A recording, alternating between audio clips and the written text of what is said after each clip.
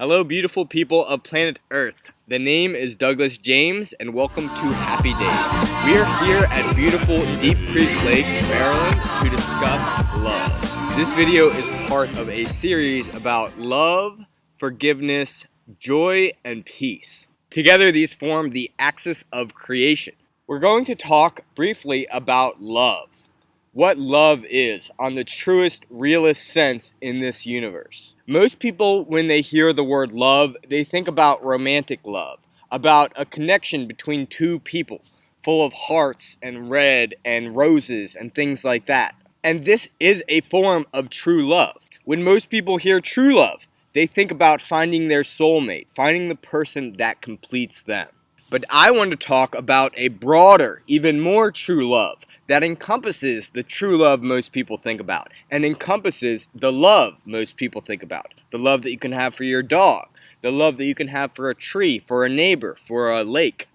At the root of all of these forms of love is a connection. This love is created from the unity of the Big Bang. True love is an ever-present connection between all things, where two things become one. So as if you were to affect one thing, you would instantly affect the other thing. Physicists discovered what I am describing over 80 years ago and called it quantum entanglement. This is from Wikipedia.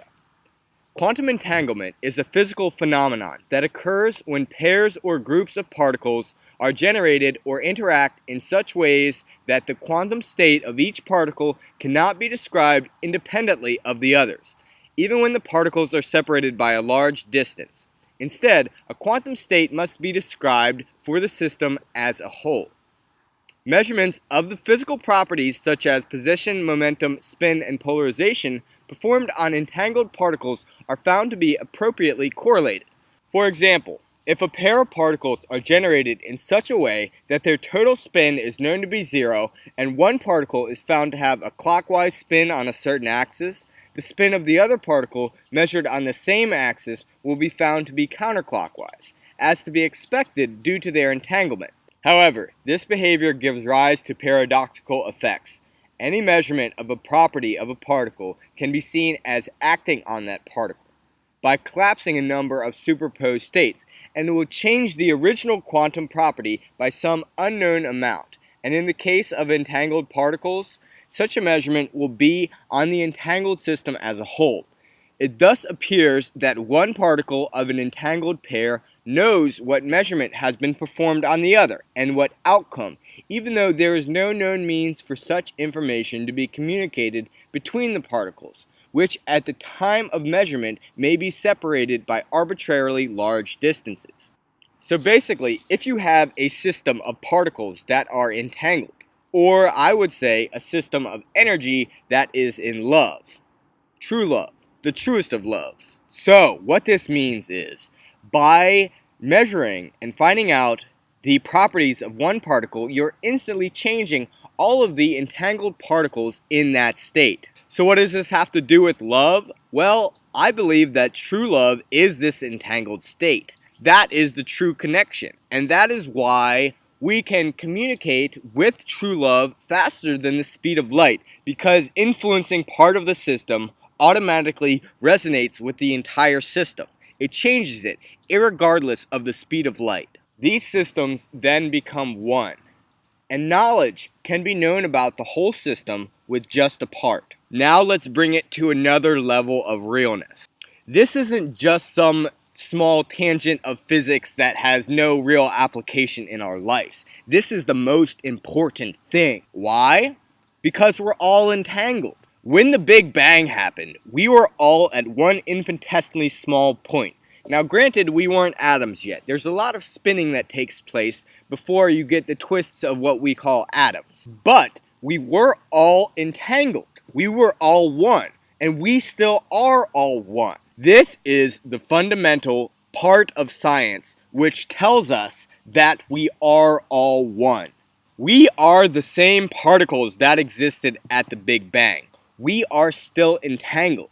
This separation is just an illusion as we go along the torus shape of the expansion and eventual contraction of the universe back into oneness. We are a breath of this love. We are an expansion and contraction. Just as our lungs bring us life, we bring life to the universe as this energy. And even though we get completely separated on this journey, and we're currently still pretty connected, but we're going to get separated again, and then we're going to come back into connection, into unity. So what does this mean for our everyday life? Well, first of all, it means that we are the controllers of our reality. What we see around us, we have a stronger entanglement with, but we're always entangled to every other piece no matter what. So what we radiate is more than just, hey, karma, I'm getting back some karma. It's on a fundamental level, it's love. The only thing stronger than karma is love. I am you and you are me and we are we. We are all together and we are in this beautiful journey of life, this beautiful breath of all things created by infinity and nothingness.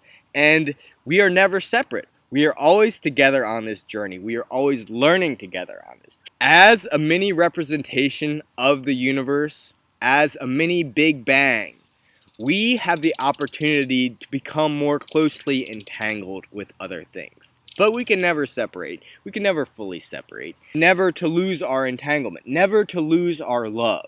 We can take this opportunity to become more like the universe and breathe in love and breathe out love with every breath. I hope you use this new understanding of love in all of your relationships to understand where the true love is. And that it's not just what you think you love or what your brain has tricked you into thinking that you need or thinking that you want.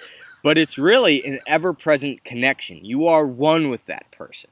And build up these relationships, because there's nothing more beautiful than sharing peace, joy, love, and forgiveness with others. It's why we're here. We're here to learn to play well with our other selves, which are really ourselves. So guys, thank you for watching this. Please check out Aquarius.academy. If you feel like you would like to teach things like that, I would love to have you aboard. I would love to have you as a piece of my love, and we can grow together. We can help to make this universe, starting with ourselves, starting with our world, a better place. And that's really what we're here to do, is just get along. So, love you all, and have a wonderful day. Peace.